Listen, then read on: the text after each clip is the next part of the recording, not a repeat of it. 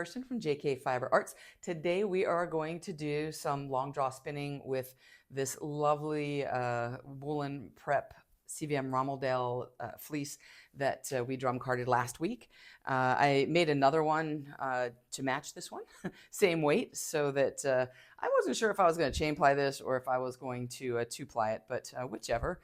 I still haven't decided. You'll find out when I get to the wheel and start spinning. But I have two. So this will be about 4.8 ounces total, I think.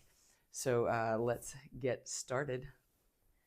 Here is our lovely bat. And what I'm going to do for this is just tear this into some strips that are nice and manageable to spin. This has the most sproing, I say Polworth and Rambouillet are very springy, but I mean, seriously, the sproing on this thing is like off the hook. And I remember that from spinning this last year. It's so awesome. So let's get started with this.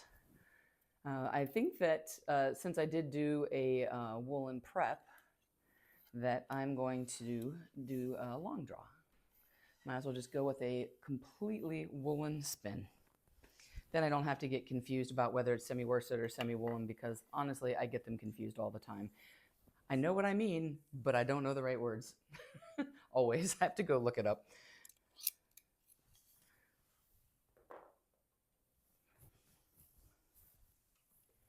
All right, so because I am doing this long draw, and I think this fiber is going to hold together pretty well, we're going to start off on the larger of the standard whirl, and let's see how we do with that. And I am going to spin this. I'm going to spin the single Z and ply S. So, oh my gosh, this is so awesome. I don't want to make it this thin, but it wants to be this thin. Okay, let's pause here for a second. I didn't even get started hardly. Oh my goodness, look at this. All right, that's a little too much twist. So let's slow it down. I'm gonna increase my draw just a touch. All right. Try again here. So, long draw, the thing that everybody always wants to do, and everybody talks about it all over the place. It's very nice. And some fibers really do lend themselves to this. And I think this is one of those fibers. I'm wondering what I'm going to make with all of this if I spin it this thin. I might have to 3-ply it. Maybe I'll just chain ply it. The one that I spun last year, I 3-plied, and I spun it like a Aran weight. It's really lovely.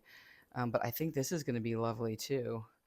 Oh, sorry. I already forgot that I was supposed to be showing you long draw. So long draw. Here is the deal with long draw. Long draw lets more air into the fiber, and you have twist between your hands here. And when you have twist between your hands, that makes the spin less sturdy. Look at how springy this is. I think I need even less twist still. That's crazy. Look at that. It's so springy. When you have long draw, you have, this is your, look at how over twisted that is. This is your drafting triangle right here. This is the drafting triangle. And what you're doing is you're letting this twist not come up into what you're holding up here, but it'll come a little bit just at the tip so that there's enough resistance that when you're drawing back, it will twist it enough so that it doesn't break as you continue to pull. I will oftentimes use my front hand to add some resistance so that I don't pull it off at the bobbin, so I don't do that, depending on how I have my tension set, which clearly right now needs to be way the heck less. We're going to go way low. Okay. I think it's because I was spinning merino on it. I was spinning merino on it yesterday, and it was really on super fast. Let's see if this will do. Yeah, I think this is going to be better.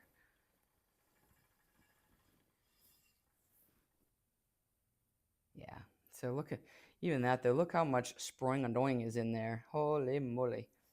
Let me show you here. So I could probably put a little more twist in it now. Maybe I overcorrected the other way. So you get to see all the magic as it's happening here. And now just a little more twist. There we go. That's, I think, what we're looking for right here. Look at that. Isn't that lovely? Maybe I'll two-ply it. We'll see. So even though I'm spinning it fairly fine, there's so much loft to this. And that's what you're going to see, the difference between spinning something that's top, like, I just have an old scrappo here of something that I probably didn't even set. But so something like this, if you see how smooth this is, how smooth and defined and crisp, to something that's really floofy and has a little more loft, a little more halo. But that's why it's also more likely to pill a little easier than this top would. So that's the story. But it also it can trap more warm air. So the worsted spin with a worsted prep is going to be light and airy and warm. So that's what we're going for here. And I need to pick a size I want to go with. So let's see what we want to do. So if you look, here's my drafting triangle, and I'm letting that twist come into it a little bit, and then I'm drawing back. And I'm not letting it get the whole way up into here, because then it's just going to be a tangled ball. And what my front hand is doing is occasionally giving it some resistance. If I am drawing back with my left hand, as I'm drawing this out, sometimes I have to give a little pressure with my front hand so that it will not pull the yarn back that's on there. As I said, you can do it without any hand on it.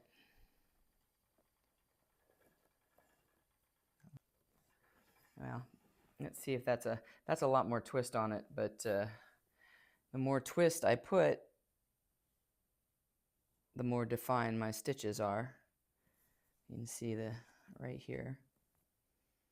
And then up here where I have less when I was ending, you can see that that's less defined. So I think that I would like to chain ply this. I'm probably going to chain ply this. Or make another bat and 3-ply it, because I like the 3-ply best of all. All right, so let's see. I think we're getting close to having everything dialed in the way we want. I just got to pick a length here, a size WPI that I want to do. So I'm drawing back, back, back, back, back. And then you let it wind onto your bobbin, and then I'm going to draw it back. And so spinning long draw works really well from a woolen prep bat, because everything's already been carded, and it's really, really easy and soft, and there's not going to be any felty bits in it or anything.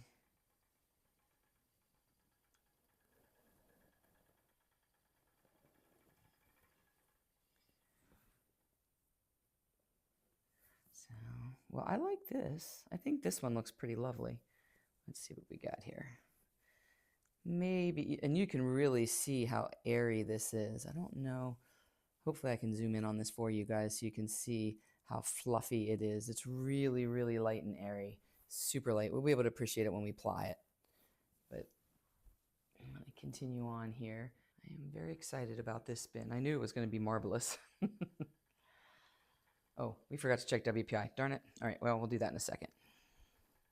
So I, in theory here, should be able to just keep doing this until I run out of arm. But now it was starting to get a little thick, so I can give a little resistance here. So when I'm drawing back, my right hand is just, just barely touching it. Not really. The action is all in your left hand, really. All right, yeah, I think I like this size, and I'm imagining one more ply on here, and it's probably going to give me a very springy, worsted-ish weight. Let's see what we get here. So typically, if I'm going to spin a 3-ply that's worsted, a whole nother conversation is that chain ply and 3-ply don't necessarily give you the same yield with your WPI. It has, but that's a video for another day. So let's focus on this one. So typically, if I'm going to spin something that's worsted, I'm going to be around a 32, a 28 to 32. And here's my 28 right here. So I could be a little bit thinner for the worsted. This might be getting close to an Aran weight once you factor in all of the fluff. So let's see, this one's going to be a little thinner. Let's try this one and see. So now this one is more of a 32 here. So it kind of sits right in that slot. Whoop, come back here. See that? So that is the 32. Let's see what this looks like. Lovely. There it is. So I'm going to spin this. It'll end up being probably a little bigger than a worsted, a little thicker than a worsted, but there it is. And I think I'm going to chain ply. Lovely, lovely, lovely. And I'm going to chain ply on my Minstrel or on my Sonata, because I haven't been upstairs in a while. Haven't been upstairs spinning on my wheel. I've been weaving, and I haven't been up there because my weaving is not done. I'm working on some cotton hand towels, and it's slow going, mostly because I get distracted with other things. And I'm also working on inventory. I want to try to have like a little after Christmas thing, because February is the Selfish Knitters month. So January is a great time to get bats and top and spin it all up, and then knit and weave all your stuff up in February. So I think that will be lovely. Let's make sure I'm staying on task here because I'm chatty. Sometimes when I'm chatty, I lose my my way a little. That's good. Perfect. Exactly where we want to be. Let's just confirm it. Yep, still looks good. Still love it. Let's see what our plyback test is telling us. Our plyback test here is telling me 15, 20. So that's like 15 to 20. And I'm okay with that because this is going to be very floofy and airy and soft. And it's going to have a lot of sproing to it. A lot of sproing. So now I'm just drawing back, and it looks like I'm doing stuff with my right hand, but I keep opening my hand up to show you. You don't have to open your hand up when you're spinning. I'm just showing you that it's not really doing very much. You know, I just use it to put like a little bit of tension, but all the action is back here. You can see that I'm maintaining that drafting triangle. And I've had a lot of people ask, you know, how do you spin it thicker out of the drafting triangle? And just don't let it go up into it as far, and draw back slightly faster, and you're going to get a chonkier one. So I'm going to let this go in a little bit faster. I'm going to let it go up into my hand a little bit more, and I'm going to draw back a little bit faster. Basically, I'm letting bigger chunks come out of my hand, and look at the difference now. Watch, I'm going to put it on here, and you'll see it's a lot thicker. Now look at it. See the difference? I don't really want it that way, but it won't matter that much. When I show you the skein, remember that spot. It's a little fatter than the others, but that's it. It is very satisfying. I also have a swivel chair, which makes life a lot easier. I have all of my wheels are double treadle, but if you have a single treadle, I think that the office chair approach is really, really, really nice for your shoulder and your back. You know, doing this out to the side is going to hurt your rotator cuff. You can get some overused rotator cuff stuff, and the rotator cuff is doing work anytime your elbow is away from the side of your body, right? So when I'm spinning this way and you just stay in the front, your shoulders aren't going to bother you. But when you start drafting out like this and coming out to the side, even if you're doing this Anytime your elbow's away from your body, that's going to engage that rotator cuff because that's what it does in this area right here.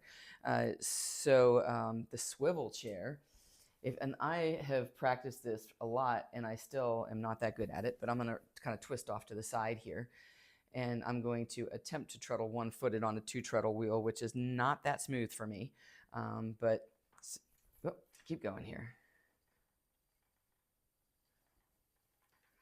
And you can just see how I'm keeping my elbow at my side, and I just rotate the chair. So you can do that, except my double treadle one is not so great because my treadling isn't that smooth. But that's what you can do. And then see, I'm just keeping my elbow at my side. And that's what I like about the chair, because you can rotate through the chair instead of rotating through your shoulder. So pretty cool. And now we'll take that lumpy mess, and when you see that come by in the final product, remember that I was showing you that as well. Making excuses early and often. No.